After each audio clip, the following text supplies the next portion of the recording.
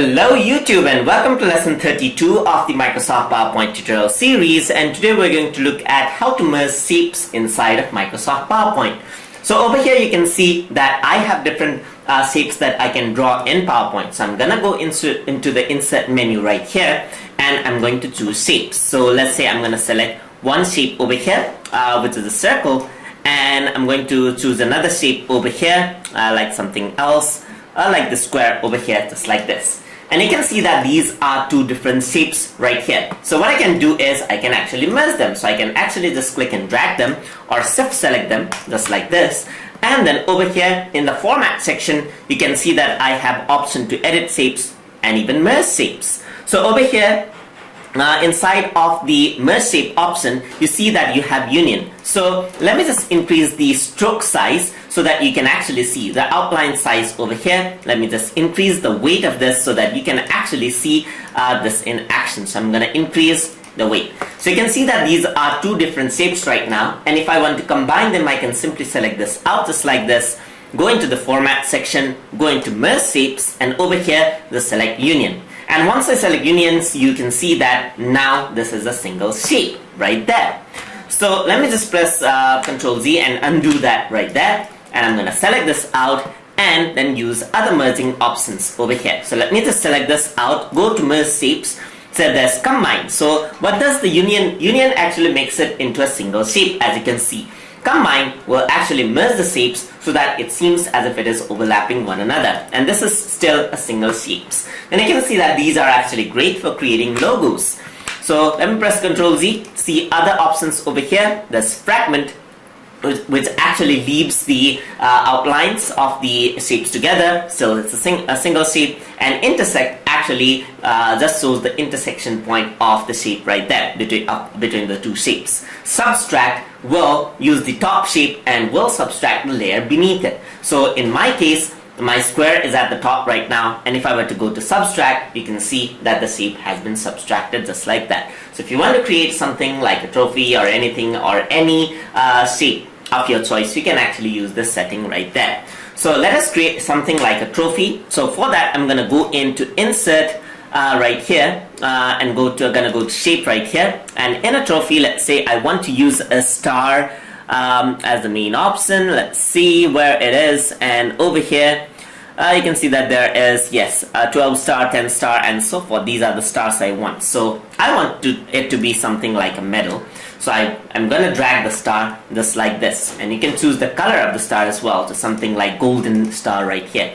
I'm gonna insert a stand for it. So I'm gonna go into insert, gonna go into shapes right here, and gonna select a relevant stand for this. Let's say for example I want this one like a cylinder right here, and over here I'm gonna insert another shape over here, and that is gonna be a plain cylinder just like this. So I'm simply going to drag it out over here, as you can see, and there you go, that's my stand. So I guess I want to edit this a bit because this is not the cylinder I want, so I'm going to choose another shape. So I'm gonna go to insert, gonna go to shape right here, and over here I'm simply gonna select a square box right here. So let me just drag it out just like that. So over here I'm simply going to remove this to the side, select this, and I'm gonna merge this out. So I'm gonna merge it into union so that this is a single shape right here, and this is gonna be at the top because it's gonna be a medal. So I'm gonna right click, and then I'm gonna go bring to front because it is at the front anyway. So over here now what I can do is I can assign effects to it, and before that I'm simply gonna go into the shape effects over here. You can see that I can add in shadows and everything else. I'm gonna give it a beveled look so that it looks 3D, and I'm gonna do similar for this one. So I'm gonna go into shape effect, give it a beveled effect just like this so it actually looks roundest. Alright, there you go.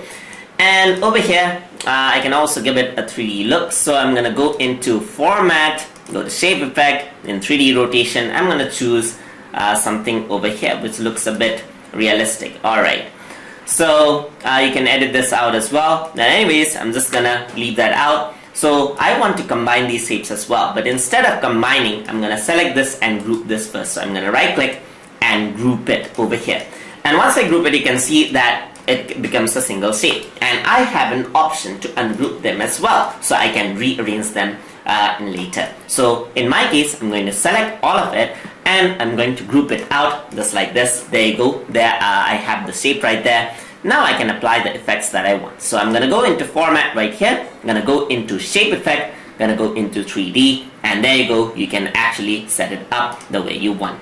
Alright, there you go. So you can see that this is how the metal actually works out. So I'm going to go into 3D rotation. Alright, over here, just a tad bit, just like that.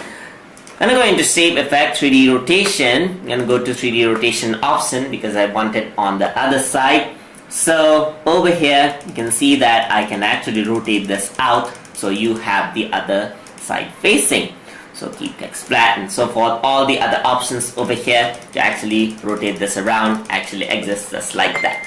So you can see that easily you can create text effects just like that. You can even type it like a word and so forth, and then click outside, and there you go. So I'm going to emboss this out as well. So I'm going to go into format right here, select the text of my choice just like this, and there you go. That's my shape. So that is how you can merge shapes into one inside of Microsoft PowerPoint, and then group the shapes to make different graphic options. So hope you guys learned something as always, and as always, please like, comment, share, and subscribe.